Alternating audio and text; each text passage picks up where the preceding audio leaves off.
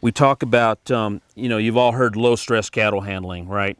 That's kind of the popular term for what we're doing. But I think that Dr. Ron Gill and Kurt Payton, those have really thought about it in a much larger perspective. And they really kind of go by the term stockmanship. Stockmanship and stewardship is a terms that they really started putting together. And I think that makes sense because I think you're really thinking about a more holistic, a larger picture than just exactly your interactions with those, with your cows.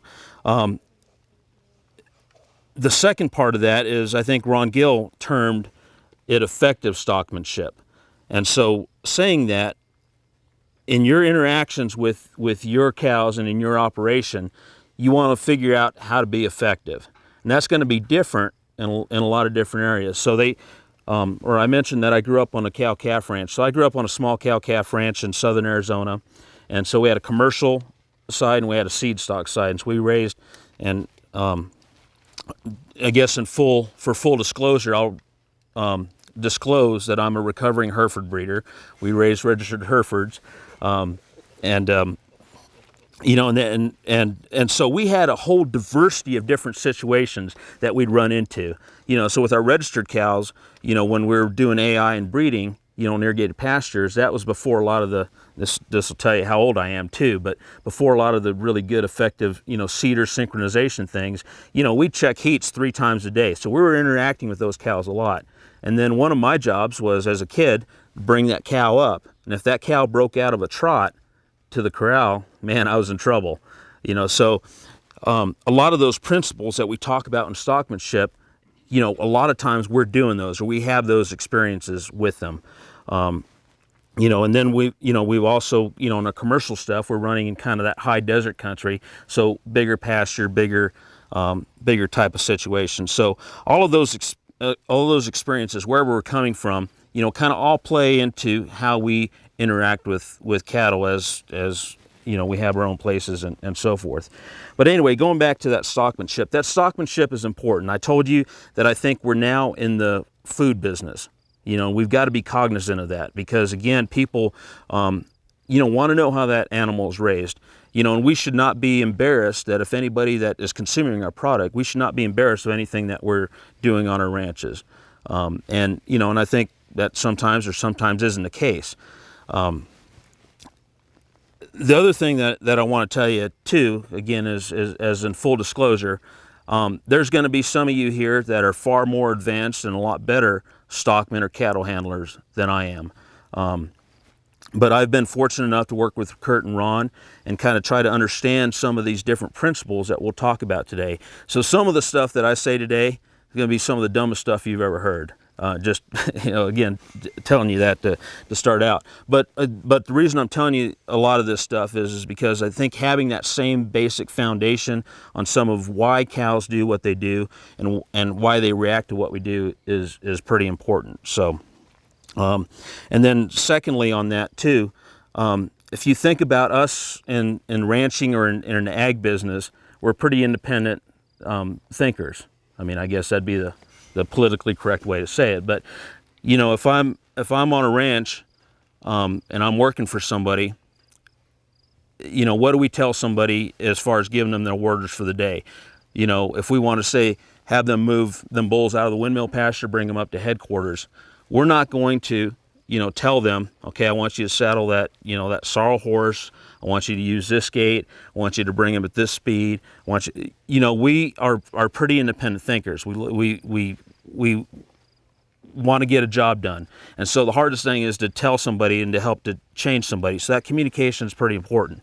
And so knowing that, a lot of times, effective communication is kind of just showing and doing those things. But the last thing that you want to tell a cowboy or a cowgirl is exactly how to do something, because again, what happens then? They're going somewhere else to look for a job. So thinking about cows and thinking about those basic principles of animal handling and so forth, there's some basic stuff, and all of you know this, whether it's intuitive or the words, I've read about this. But the first thing we'll talk about is kind of that pressure zone and that flight zone. So now, they've done a real good job with these heifers. These heifers are pretty gentle. But what Temple Grandin talks about and what these guys talk about, there's a pressure zone, which is kind of like a big bubble around that cow, or in this case, this group of cows. So that pressure zone is where they're not really uncomfortable and they're not trying to get away from me, but they know that I'm there, you know. And so like this 7131 heifer, she's picking me up. She's seeing that, so I'm on the edge of that pressure zone. Inside that pressure zone is the flight zone. So if I move in, again, I'm getting into their flight zone because I'm getting a reaction from them. So animals' natural instinct is to remove that pressure. And there's some principles of cattle handling that will take advantage of that natural or that innate senses that they have. So if we think about how cattle perceive the world, in humans, they're basically two types of thinkers or learners. There are verbal learners or verbal thinkers, and there's visual learners or visual thinkers. So verbal people, you know, think about things in words. You know, they're really good at math, they're really good at those kind of things. Visual learners really have to kind of see stuff and so forth. Well, cattle are strictly visual learners. And there's some things that we can, as cattle handlers, take advantage of because of that fact. When we talk about how that cow perceives the world and how she interacts with the world, a lot of those cues are visual. Second to that is hearing. But there's some kind of cool things about that cow, and if we think about vision, that again helps us with being effective in moving and handling them. So how does a cow see differently than us? Or how is a cow different than us? Is she a predator or prey? She's a prey animal, right? And so she automatically has a different type of vision. She has physiologically some different things than we do. So if you ever looked at a cow's eye, you see that they have more of a horizontal retina. They have a very specialized horizontal retina. And also, the placement of their eyes is on the side of their head. So like these cows, what are they normally doing? Hopefully, they normally have their head down grazing and hopefully making us money, right? That horizontal band or that horizontal retina allows them to have a different type of vision and the placement of those eyes than what we do. So a cow has about 300 degrees of vision all the way around her. She has very, very good panoramic vision. Where's a cow's blind spot? Right behind her, right? Okay, so that's the first thing to think about. So she's got that huge panorama vision and then a blind spot. The second thing, do cows have good depth perception? Anybody ever thought about that? They really don't, because of that different type of retina. So we have, as prey animals, we have round retinas and then that eye placement is in the front of our head. And that allows us as predators to really focus on long distances and have that real good depth perception. So if you ever notice on depth perception, we'll see it kind of maybe hopefully as we walk through here, but what does a cow do when she comes up over a different surface, or you're getting ready to load her onto a gooseneck trailer? What is the first thing she does?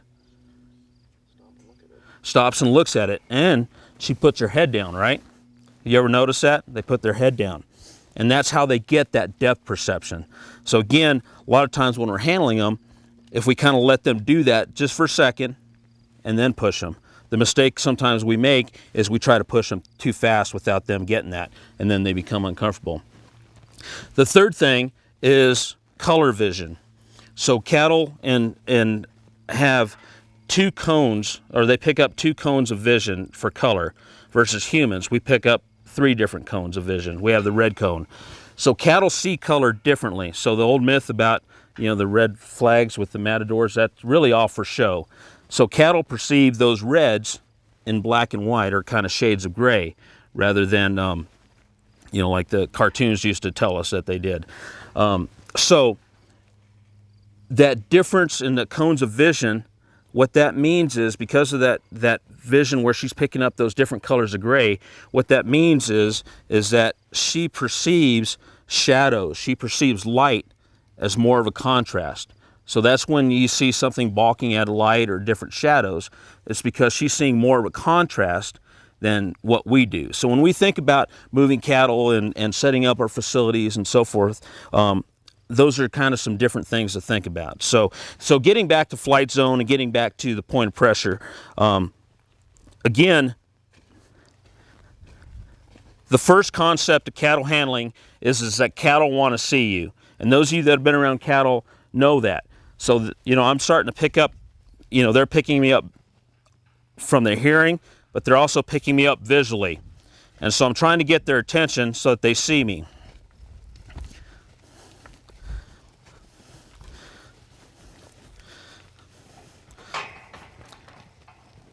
So every one of these heifers is trying to get an eye on me and stay with the group right there.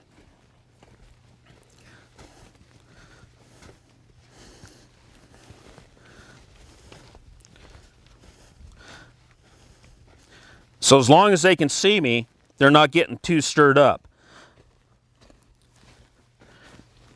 I told you about their vision. They have that blind spot right behind them. So how are we taught to drive cattle? How's John Wayne do it? It's right behind them, right? Okay, so if you start thinking about that, we can probably improve on that a little bit, because think about if you're driving on I-25, you're driving along at 75 miles an hour, a semi comes up right behind you going 78 or 80, what's your first instinct? You're not very comfortable, right? It's the same thing with that cow. So what are you going to do? You're going to either speed up, you're going to slow down, you're going to pull over to the side, or try to get out of that. That's the same thing that cow is trying to do when we get right behind them. So when you see somebody with a cow, because she wants to see you, she'll kind of turn around to kind of look at you. And so that's why they kind of move in a circle.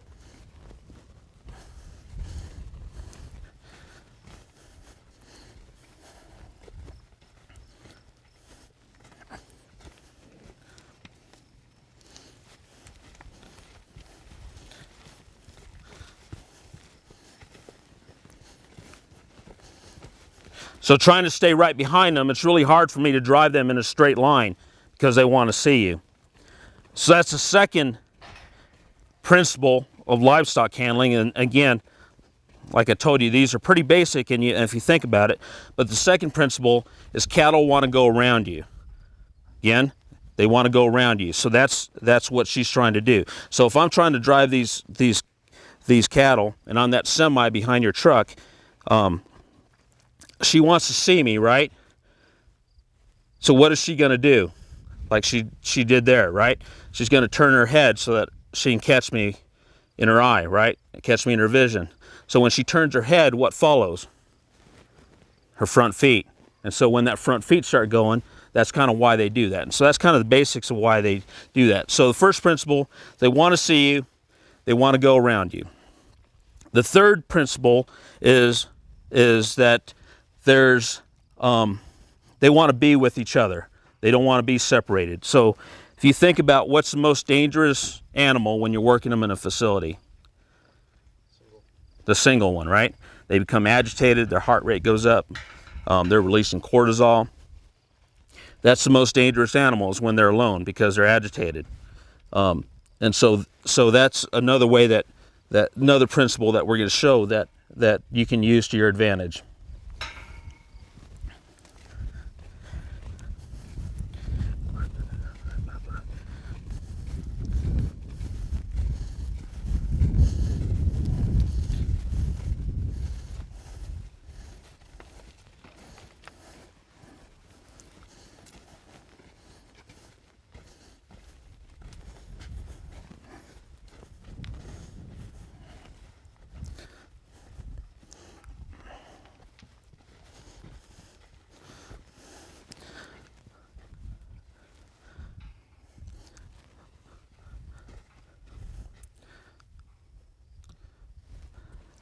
So what are the signs that she's kind of becoming uncomfortable here?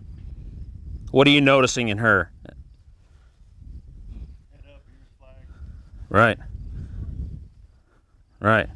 Yeah, she's becoming very uncomfortable. Let's peel one off.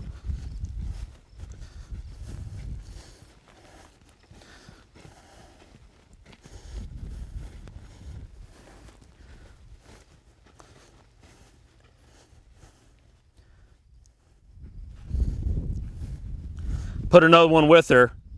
What kind of happened? Yeah, that kind of just eased down, right? So again, that's something to think about, especially from a safety standpoint. If you got one that you've got to have alone, you've got to treat them differently than something that's together. So let them go back with their buddies there.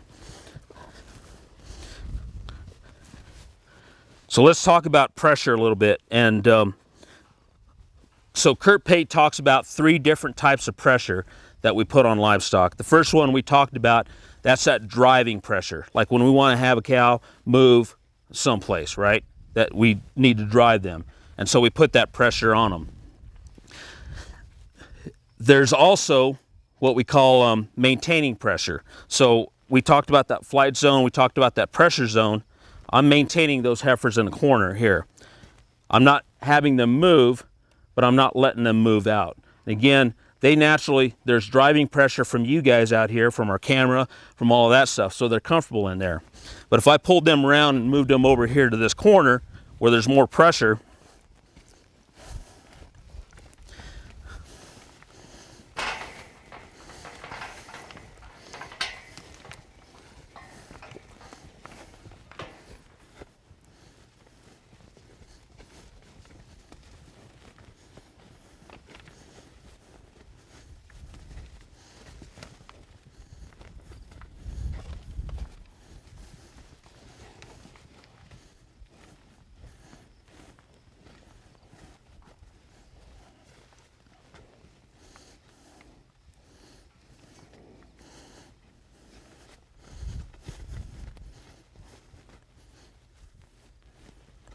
so I'm going to ask her to come back around with her buddies.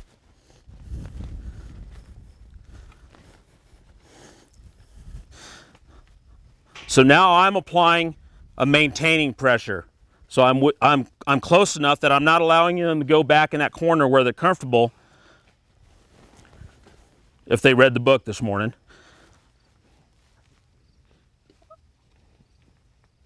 So I'm maintaining that pressure. So again, that driving pressure was what I used to get them up in that corner. That maintaining pressure is what I use there. The third type of pressure is a drawing pressure. And that's again going to that instinct where they want to be together.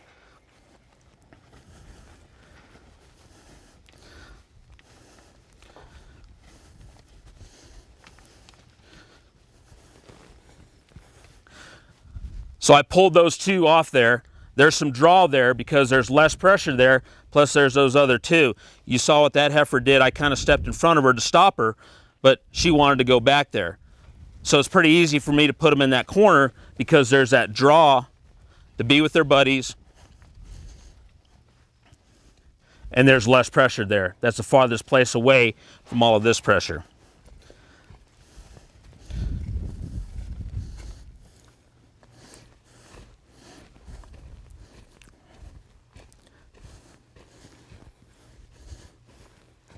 So it's just like, if you think about it, that pressure is similar to what we deal with every day in our life, not just with livestock and horses.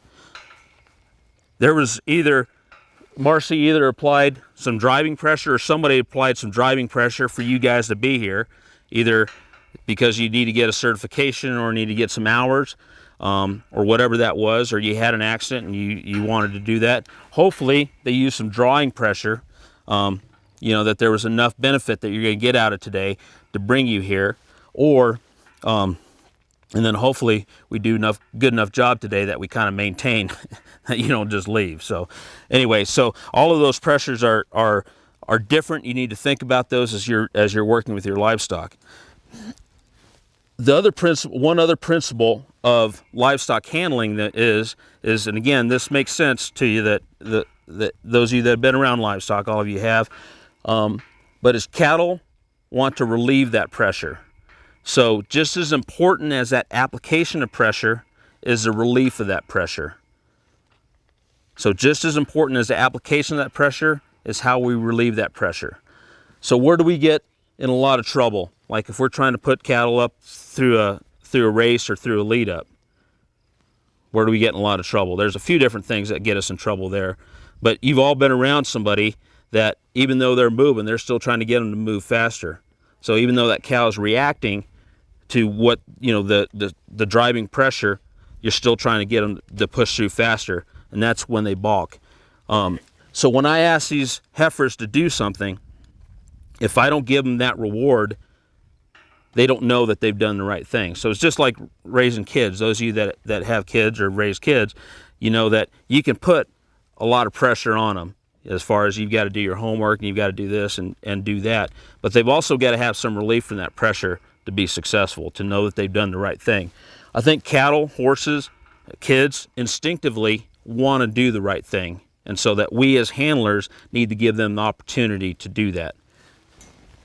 So the other part related to cattle movement is that point of balance. And that point of balance is usually thought of right in their shoulder. So as I go by these heifers,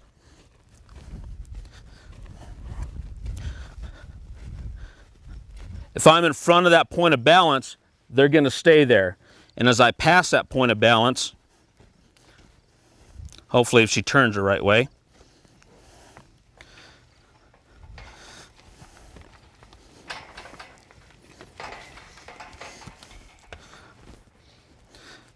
so her point of balance is right at that shoulder. So if I'm in front of it and I give her pressure,